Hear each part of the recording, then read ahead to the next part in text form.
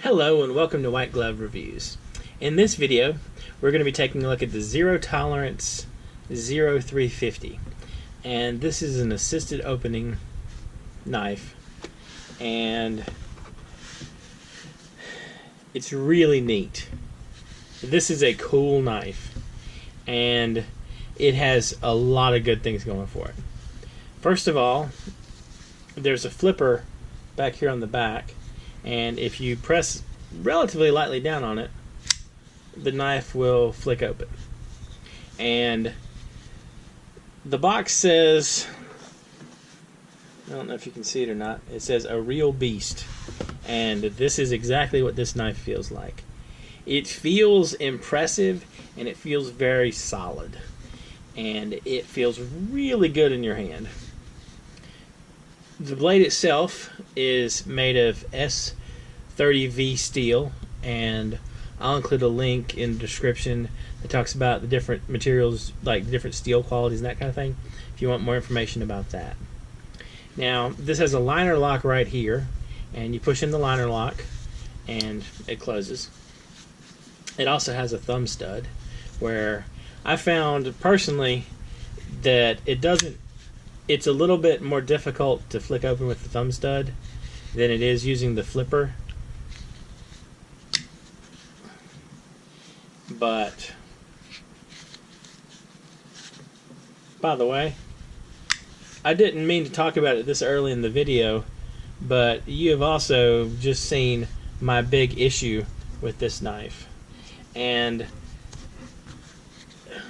it's almost a perfect knife. And the thing that keeps it from being perfect is this setup right here. And I'll talk about that in just a second. First of all, though, it has a G10 handle, and it's really, really solid. It has a 3 1/4 inch blade. It's 4 5/8 inches closed, and it's almost 8 inches open. And it weighs about 6 ounces, a little bit over 6 ounces. Now, this is a substantial knife, and it feels very substantial. In the description, it mentions the ambidextrous opening, and it is true. You can easily open it with either hand using the flipper, but it's not ambidextrous closing because of the positioning of the liner lock. Now, for the carrying clip, you can clip it here, here, here, or here. So you have 4 different options, and there's also a lanyard hole. And this thing is made in the United States, and it is so close to being a perfect knife, it's painful. It comes out of the box just ridiculously sharp. And it just looks awesome. I mean, it really is just a cool looking knife.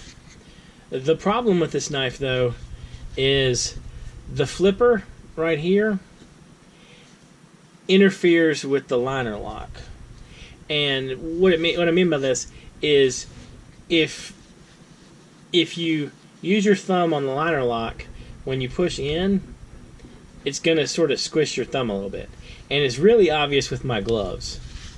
But I don't like it because it's uncomfortable. It feels uncomfortable on my thumb when I close it. And I know it sounds super picky, but it just, anything that I'm going to carry with me on a daily basis, I kind of need it to be perfect. And I need there not to be anything about it that irritates me. And unfortunately, as awesome as this knife is, this liner lock, the way its interaction with the flipper, it irritates me.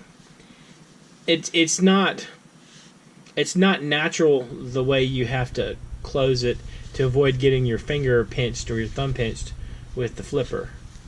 Now, if this doesn't bother you, and you might be able to tell, I'm a little quirky. There's certain things bother me that might not bother other people.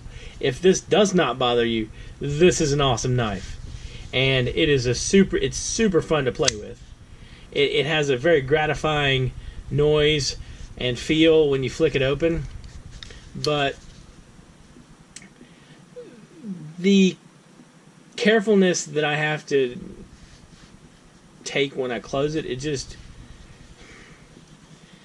kind of kills it for me. And it is so close to being a perfect knife. Other comparable knives, like if you want to compare it to some other similar knives of just size, that kind of thing, like this is a zero tolerance 0350. This is a Benchmade Griptilian, and the Benchmade Griptilian also ranks, in my opinion, as almost a perfect knife. I really like the locking mechanism here, and it's super easy to open. The main complaint I have with the Griptilian is I know it's not, but the handle feels just cheap and crappy to me. I wish that the scales on this, on the zero tolerance, could replace the scales on the Griptilian. There's actually a place online that offers custom scales, like custom G10 scales, and I've seriously thought about giving them a shot and trying to get the different scales for the Griptilian. That might be the perfect knife for me personally. Now, in addition, cost-wise, this is a little bit more than these run. I want to say $130, $140. I'll include a link in the description down below if you're interested. They run like $130, $140 in that range.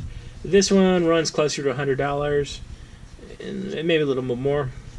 Now, a comparable Spyderco is probably the Manix 2. They're very similar in size, and the Spyderco Manix 2 is real easy to open, and I like this locking mechanism okay, but I like the one on the Griptilian better. And this is a little cheaper than the Griptilian, if I remember correctly. These run about, I don't know, just under $100. Now, a cheaper comparison would be the Spyderco Tenacious. These run about $40, $35, and they have a lot going for them. The one big strike against the Spyderco Tenacious is where the liner lock is. I have ruined a pair of gloves with one of these by flicking it shut on my finger. And as you can see, it's definitely a possibility. If you're in a habit of pushing this in and then flicking the blade shut, you kind of got to be careful with this one. And the last one would be a Benchmade Auto, and the legality of these kind of makes it an issue. This is another knife that's almost a perfect knife in my opinion. The main complaint I have about this as a pocket knife is the lock right here. It's rough, and I know why it's rough, so it's easy to find with your hand, but the problem is having it in your pocket, the roughness always gets my hands, and I have a weird thing about textures anyway, so that's an issue. So the thing is, if the problem with the flipper that I described with the liner lock doesn't bother you, this might be the perfect knife for you.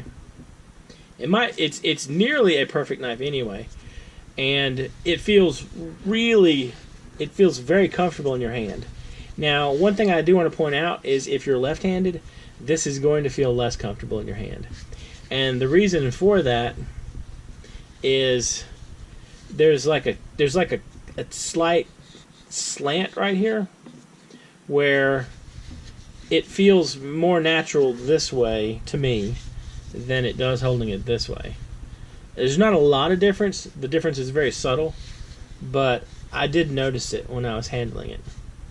But if you have some heavy cutting to do, it has a solid grip.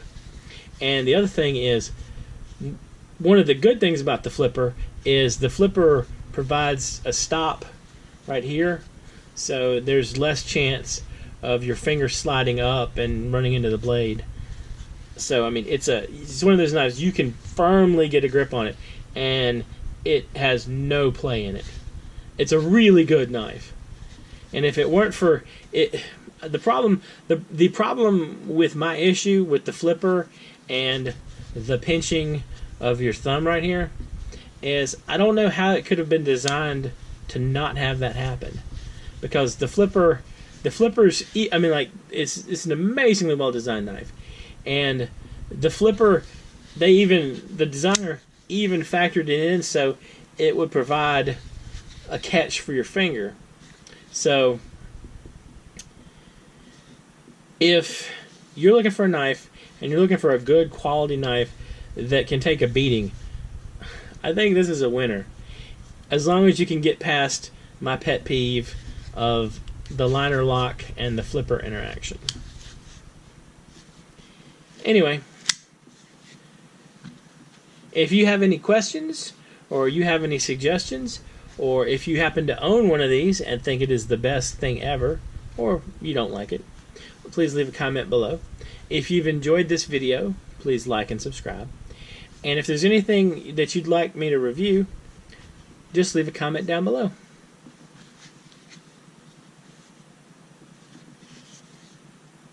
Thank you, and I hope you have an excellent day.